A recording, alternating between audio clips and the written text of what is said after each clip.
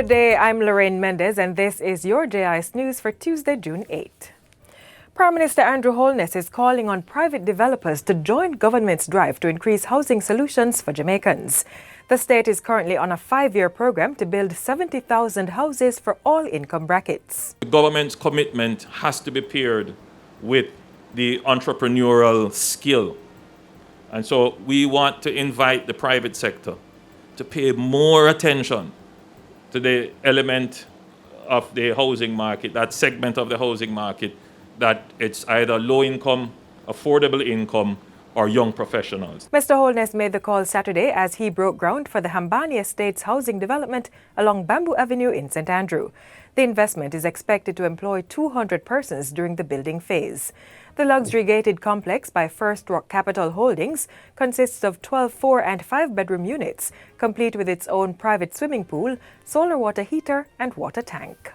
In the meantime, Prime Minister Andrew Holness has reiterated government's commitment to providing opportunities for young people to reach their full potential. Mr. Holness made the pledge at Saturday's passing out parade for 235 Jamaica National Service Corps JNSC recruits. The recruits, including 50 females, transitioned to the regular ranks of the Jamaica Defence Force after a year-long training course. Prime Minister Holness says investment in the JNSC is critical to the assurance of defence and security in building a strong economic future. Unfortunately, too many of our young people continue to find themselves as part of the problem. Our nation's youth are the future of our country.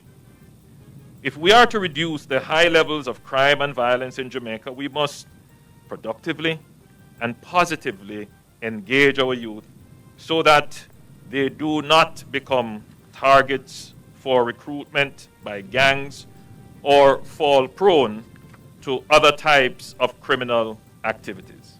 In other news, Jamaicans are being encouraged to play their part in the protection of the island's environment.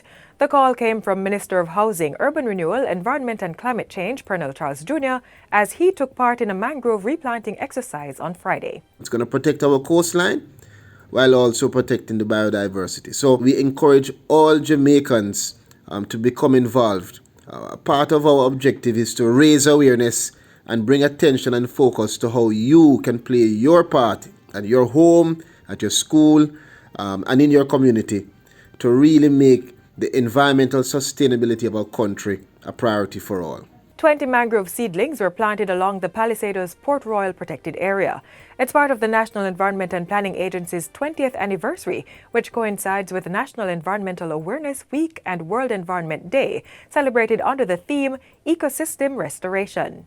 The Southeast Regional Health Authority, SERA, is to receive a report into the circumstances surrounding the death of a baby at the Spanish Town Hospital. The mother reportedly gave birth at the hospital's reconfigured space in the Accident and Emergency Department. In a statement Tuesday, SERA says it will receive the report on Wednesday, after which the hospital's board will meet to discuss the matter on Thursday.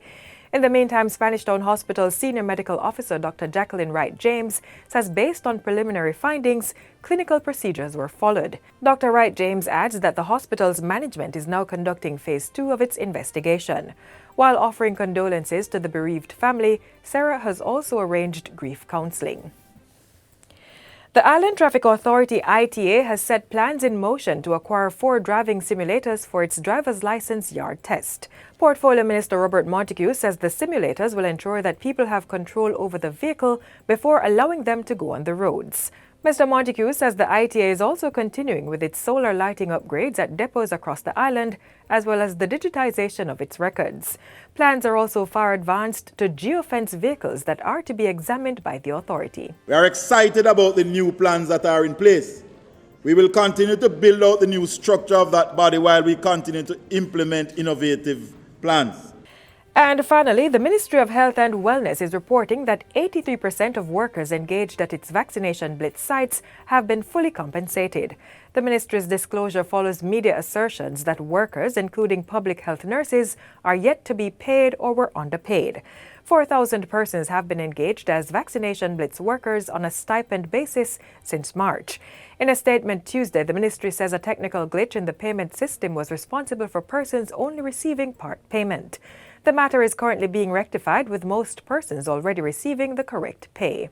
As for those who are yet to receive payment, 32 are being processed, 60 are without banking information, and 102 have been rejected by the government financial management system due to dormant bank accounts and incorrect account information. The ministry is in contact with these persons to resolve the issues. And that's it for JIS News today. I'm Lorraine Mendez. Thanks for watching.